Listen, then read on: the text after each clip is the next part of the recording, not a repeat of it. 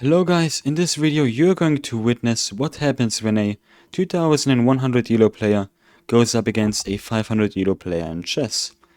In the game I try to explain the moves, I try to explain what direction it goes so that you can understand what the game was about and maybe you can even learn something. If this wasn't enough, then I also put a self-analysis afterwards where I explained even more than that. But now let's not talk too much. Let's go into the video. Okay, we're going to play a 500 Elo. Okay, his Elo is 600. And we get d4. Let's play very principled, d5. Okay, he plays knight to c3. It doesn't really attack this pawn, but we want to develop pieces anyways. Okay, we get the Jubava London. And this is a setup and it's pretty good. It's very tactical. The point is, if we play knight to c6 now, developing another piece, he can just play knight b5, and you see that c7 is going to fall with this, the rook in the corner too. How do we avoid this? Well, there is many ways. We can play c6, which will stop our knight from going to c6. We can play a6. This is also a viable way of playing. Or what I believe some other people play too is something like e6, and after knight b5 they play bishop check, c3 and bishop to a5 to protect the c7 pawn. What I play though, this is my main opening and this is c5. So the way that we are going to beat 500 Elo players is we're going to look after checks, captures and threats. By my side I will have him helping me. Name's Pamir, and we will just try to see with every move what of that applies. I know c5 is not the most principled move. Why are we moving a pawn immediately out of the opening, and why can white just take it? So this is pretty okay to play, because usually the move would be e3 here.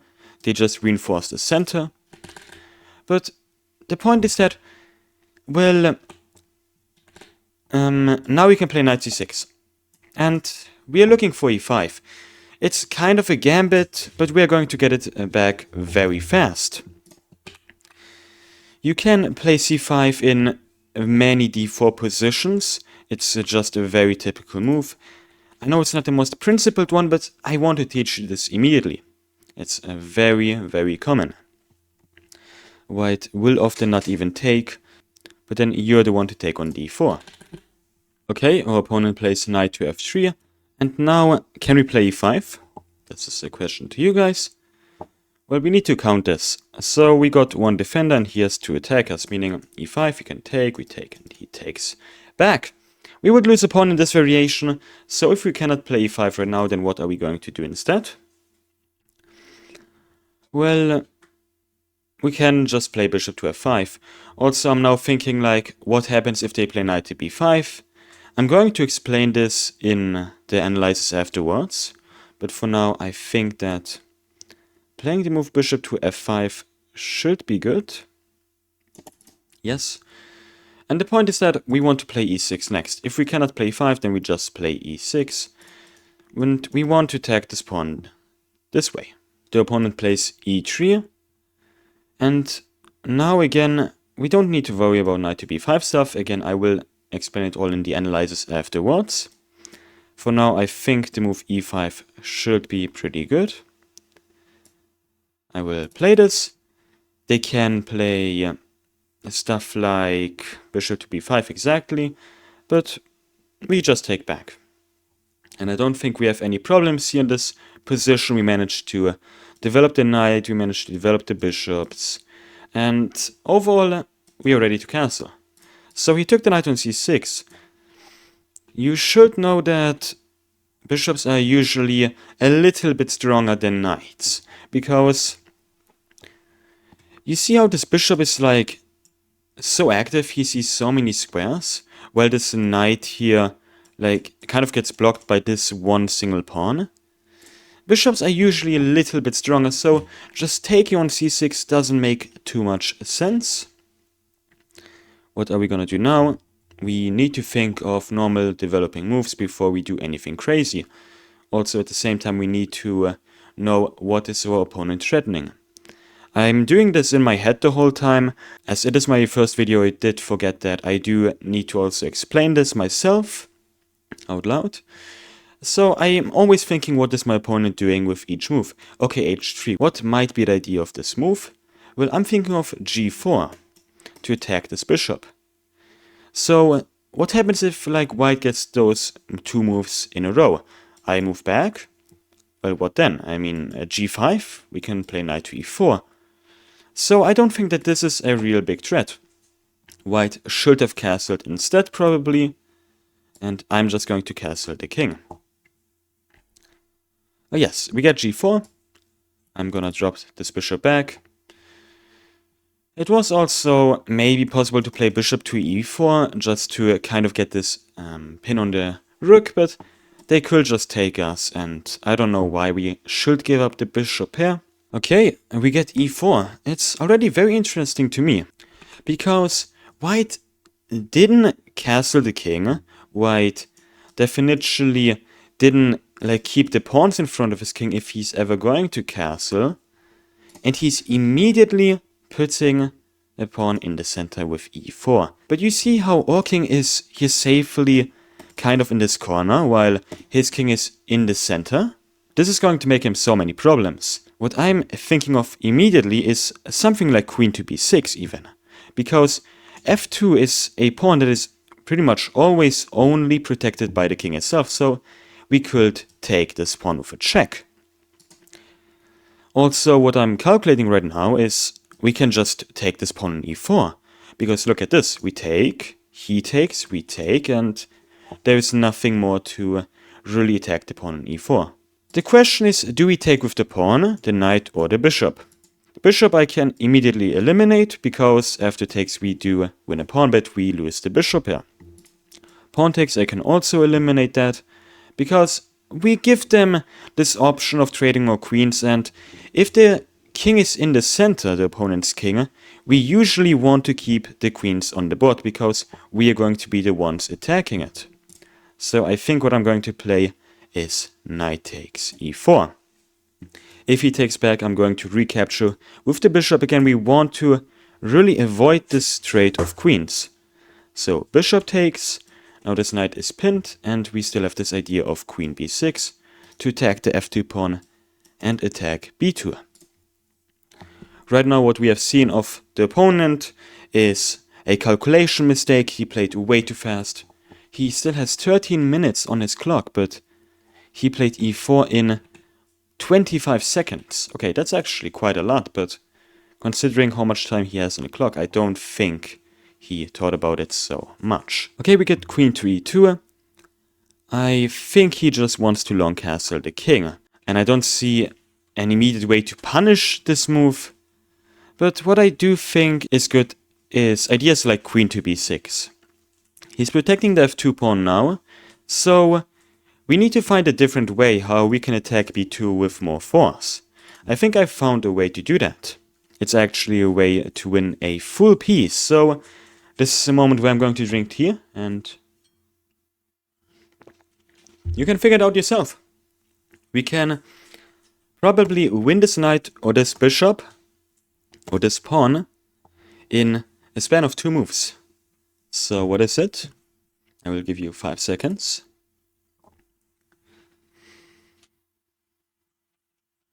Okay, the move that I'm thinking of is queen to f6. You see how this knight is attacked already once, but only protected once? So this bishop is undefended right now. We are attacking it, and if it moves, well, we can take this knight, and it has moved. We can now take this knight. And yeah, I don't really know if there was any way to keep this alive in some way, those pieces, but either way I would have gotten the pawn on b2. Now we are in the lead, we got more material, and we even got the bishop here. We are up a pawn. How do we convert this now? That is extremely important, because even on 2000 feeder level actually, many people don't manage to convert. So rook f1, does this do anything? I can immediately say no, it doesn't do anything. It just protects this pawn, but it doesn't really need protection. You want to have a plan in this game. The way that you convert these positions is not by pushing like your pawns immediately. First you want to trade off all these pieces, and then you usually want to push these pawns to make them queens. How do we trade pieces? We need to get your inactive pieces into the game. Now tell me, which pieces are not doing anything? For me, I think the bishops are doing a great job, so I will mark them as green, but the rooks are not doing anything. What I'm thinking of is rook to b8, we attack the pawn on b2, and now it's on a semi-open file. So we activate the rook, he plays b3, but even that comes with consequences, like, you know how if we would have played bishop to b4 immediately, they would have blocked with the c pawn, and we cannot do anything because it's protected. Well, now after this move, we can give this check, and now if they play c3, we can take it. If they block with the bishop, we can take this bishop and retrade it off the bishops. So then it would simply be us having an extra bishop and an extra pawn against two rooks. In such positions, you want to trade as many pieces as possible, and this is a forced way to do so. Okay, so yeah, he has to block with the bishop. And the time is now different because he resigned in this position. I did tell him not to do that, because I want to show how to convert this position. But yeah, so he put the pawn on c3 and we can just take it. It has no defense. And now we could decide, what do we want to take? Do we want to take the bishop, or we can take this free rook. Both of it is completely fine. And we are now up on 10 points of materials. How do we convert this? I think we are now ready to play d4, for example, and then trade off those bishops, because it is pinned to the king, it cannot really move. After we have done that, we are fully ready to push our pawns. Okay, he plays g5, and yeah, now with the idea of bishop here, we can take back with this pawn. We will do that, and we might even be able to make it a queen. Okay, so if you were to go here right now, he would be able to go here. So what I'm going to play is rook here, and now we can play pawn to c2, which would result in us making a queen. Or what we also have is a checkmate in 1. Maybe he will not see it now, and I want you to find it. So yes, we can checkmate in 1. Can you find it? I will wait until it's 11:30 here. Okay, the move is rook to d1. You see that this bishop is protecting the rook. And yes, this is checkmate. So this was the game against the 500 ELO player. From now on, I will go to the actual analyzers. Hello guys, welcome to this analyzers. I still have some things that I wanted to talk about. So the Jibava London opening.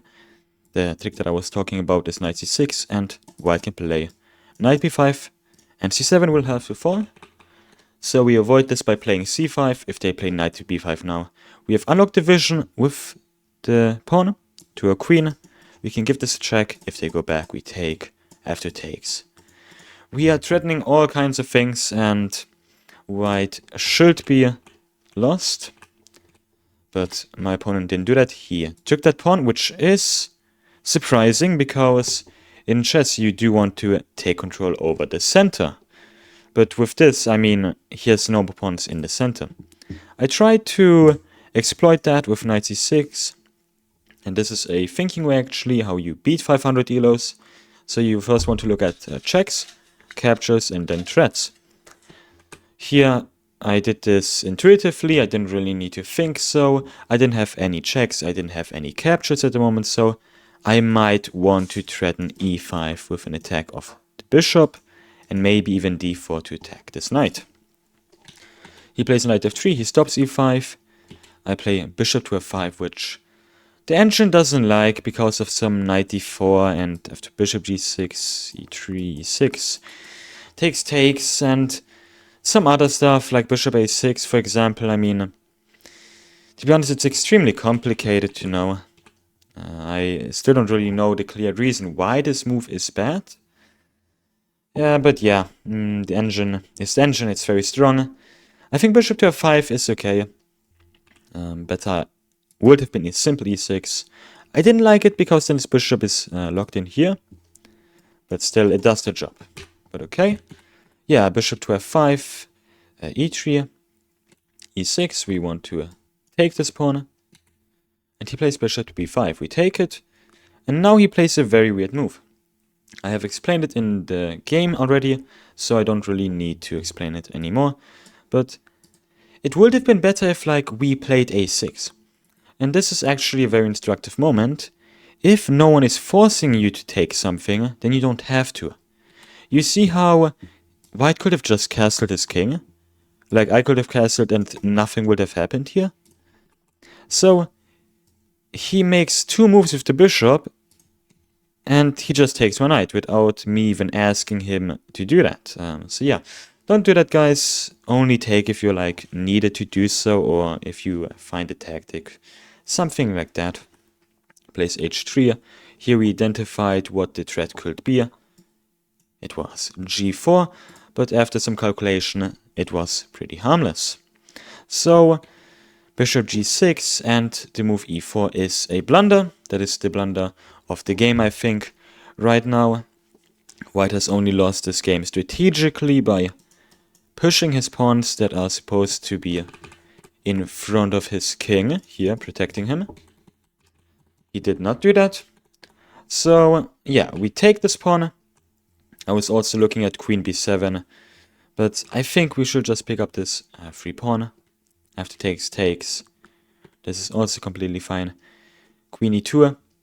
I found this nice move, queen to f6, where you attack everything at the same time. And this is really just by analyzing kind of the position. So I already had this in my mind to attack b2, but white now protects the f2 pawn. So I only attack this pawn, and it would be very simple to defend it. What I did immediately was find other ways to attack it, and I found this move queen to b2. And yeah, it's very nice. We attack this bishop, we attack this pawn at the same time, everything is attacked. So bishop to g5, we take it. Takes. In the game, I say that we don't want to trade the queens. This time it's okay because we have won a knight. Rook f1, rook b8, b3, and bishop to b4 check. He can block with this bishop. If he wouldn't have had this bishop here to block, this would have even been a checkmate. It's a very common checkmating pattern. I think this is pretty known. So yeah, here another good idea. We want to trade off those bishops, so we do that. After takes, and we find this checkmate. That is the game. Overall, pretty nice. He played very well, to be honest. Like, everything was very good until probably at this point. Like, it's okay, but this e4 move, it was only a blunder. Overall, I think it was a very reasonable game. Okay, guys, that was the video. In the next video, I am going to play someone around like 750 to 1000 elo maybe. If you like the video, you can like and subscribe. Might also leave a suggestion, like in a comment. I'm always open for that, as this is my first video in such way, like beating a player of a certain rating. Also, I'm going to play a tournament very soon, so you might get some recaps that I will do. I'm going to show my journey to Candidate Master probably. So yeah, stay tuned.